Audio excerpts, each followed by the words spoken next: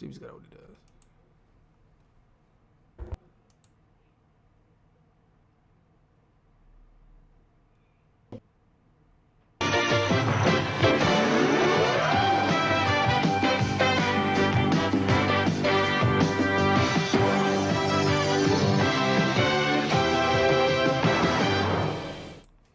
Nearly 4 decades ago, a new young star entered the NBA with big hopes and even bigger hype. People knew he would be good, but it didn't take long for him to exceed expectations of even his biggest fans. Within just months of entering the league, even other players were in awe of his abilities. He's the truth, the whole truth, and nothing but the truth. He's not human. We double-teamed him every time he touched the ball, and he still gets 35. The kid was a revolution for the league at the time, like nothing they had ever seen before. But this rookie knew that his NBA career was just getting started, and despite clearly being one of the best players in the entire league, he remained humble. I'm trying to play my natural game, and I think I'm establishing myself, gaining the respect of the players. This was back in 1985, and at the time, the kid went by the name Mike. But today, we know him as Michael Jordan, and it's safe to I don't know who that is. Who is that? I don't know who that is. say all the admiration he received, even at the genesis of his career, was no exaggeration. But is this the type of season a rookie must have to eventually become one of the greatest players of all time? What is the threshold, or the signs we are looking for to truly know if a young talent will blossom into a generational superstar? Because right now, there is a rookie in the NBA who may just be on that path. And if history tells us anything, if what we've seen for decades still remains true, Victor Wembenyama is that next generational superstar. He's an unbelievable talent. He's probably one of the best prospects to enter the NBA. One of a kind type of player, and he's going to keep getting better each and every year. Yeah, he changes the game. Just try to make it difficult, try to jump. He's too tall. He's way too tall. Just trying to figure out what he is because we've never seen him before. Okay. Today's video is sponsored by DraftKings. The NFL playoffs are here, and DraftKings, an official partner of the NFL, is ready to give you an offer you cannot miss. For the first time in a long, really good. I'm so sorry, all the John. I'm hype so way sorry. through Victor Wembanyama's rookie season, and he's been really good. All the hype we built up for the last 2 years was, for the first time in a long time, warranted. But how good has Wemby actually been? Put the media machine to the side, the absurd highlights, the crazy flashes of superhuman feats, and how good of a rookie season is Wembenyama actually having? Well, according to just about every metric, he's having one of the best rookie seasons in modern NBA history, starting with his production from night to night. Through 36 games this season, Wemby is averaging nearly 20 points, 10 rebounds, and 3 assists a game, with over 4 combined steals and blocks. The only other rookies to ever pull off these numbers were no one. He is the first and only rookie to average such a stat line. Some rookies that have come close include Shaquille O'Neal, David Robinson, Tim Duncan, Larry Bird, Blake Griffin, Larry Johnson, and Dwight Howard, which is some pretty solid company to be included with.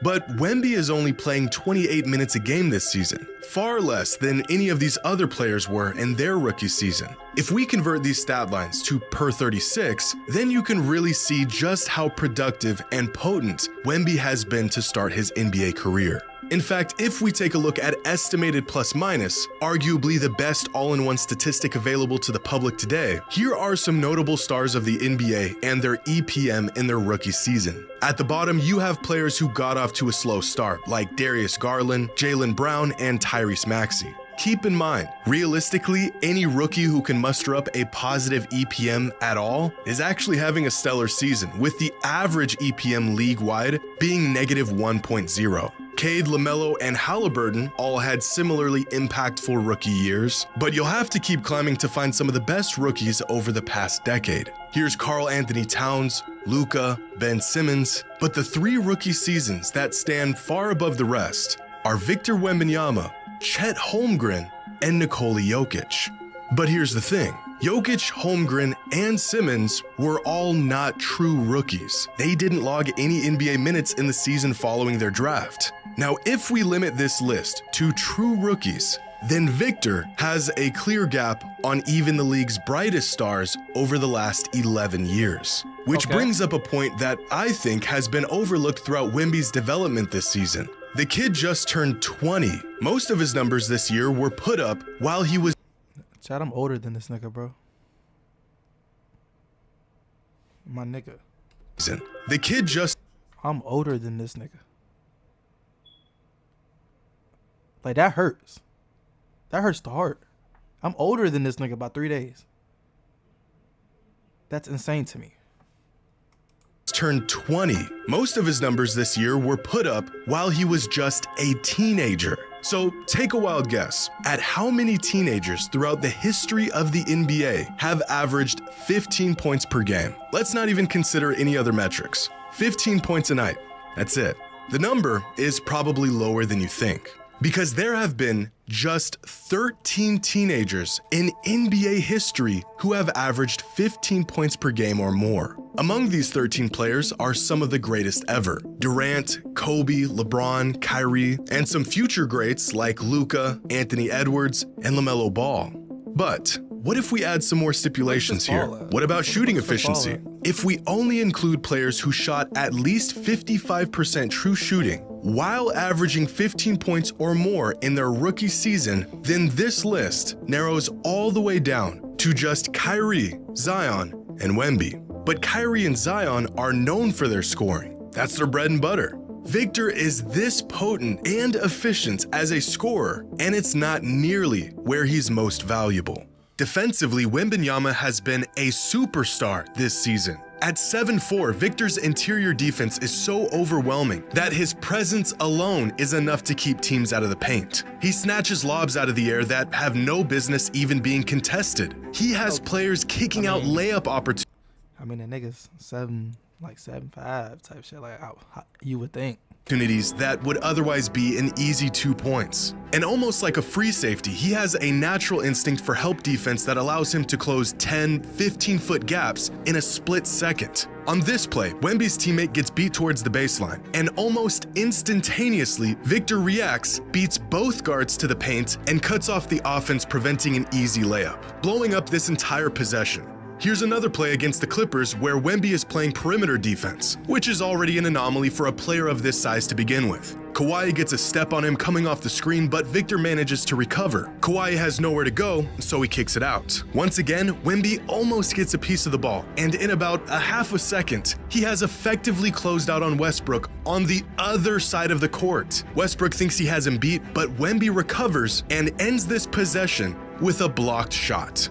Victor Wembenyama is the only human being on this planet who could pull off this defensive sequence. I'm just saying, though, like, if I was 38'12" too, you know, I'm just saying, right? So far this season, Wemby is averaging 4.23 stocks per game. That's steals and blocks combined. Now, why would I use such a precise number, you ask? Well, because it is the second most amount of stocks per game from any player over the last 15 NBA seasons. And he has managed to pull this off as a 19-year-old in his rookie season on just 28 minutes a game. For some more context, here's Victor's rookie stocks compared to every other player in the league this season. Yeah, you could make a legitimate argument that as a rookie, Wemby already has the most impactful interior defense in the league. But let's take this one step further. Here are the top 100 rookie stock seasons over the last 15 years. And of course, no one comes even close. But there are some players here that might give us some insight on the trajectory or even the archetype of player that Victor Wembanyama is. Specifically, Joel Embiid and Anthony Davis, skilled volume scorers who are capable of being defensive anchors on winning teams. But at this point in his young career, Victor is better offensively and defensively than these two future Hall of Famers. So how good is Victor Wembanyama actually? How good is he? Better than I believe most people think. the circus act he puts on every night, the freakish length that he has somehow already figured out how to use at an ultra elite level, the stuff that he does that you and I literally never thought we'd see in our lifetimes. It's all great, but the foundation of Wemby's game is what really sets him apart from virtually every other rookie that we've seen in recent history. He has a skill set that allows his game to thrive against any matchup anywhere on the court. He has this competitive edge about him that'll keep him hungry and working to get better each year. The kid loves to compete, which sounds obvious, but after seeing phenomenal young talents like Zion Williamson and Ben Simmons take steps backwards despite their abilities, I think being wired this way is crucial for these young stars. Where would Giannis be today without his drive and love for the game? Even something as simple as being able to knock down his free throws at an elite rate cannot be understated. The signs of a true generational star are all there. We are talking about one of the best offensive rookie talents in league history, who, in some sort of sick joke, has managed to also be arguably the best defensive rookie ever. So based on what we've seen, which has admittedly been a small sample size, Wemby is checking off all the boxes to be the next great NBA talent. Not just the But is he better than Chris Paul, though? That's all I'm asking. But is he better than Chris Paul? Just saying. star, or even a superstar, but a transcendent, face of the NBA kind of talent. If a young player produces like the greats did, and he is improving like the greats did, and he is showing signs and flashes of being great, then he probably is. Because after taking a deeper look into his rookie season so far, barring some catastrophic injury, it would essentially be impossible to be this good this early in your career and not progress into a generational talent. So how good is Victor Wembenyama actually? Better than we thought he would be.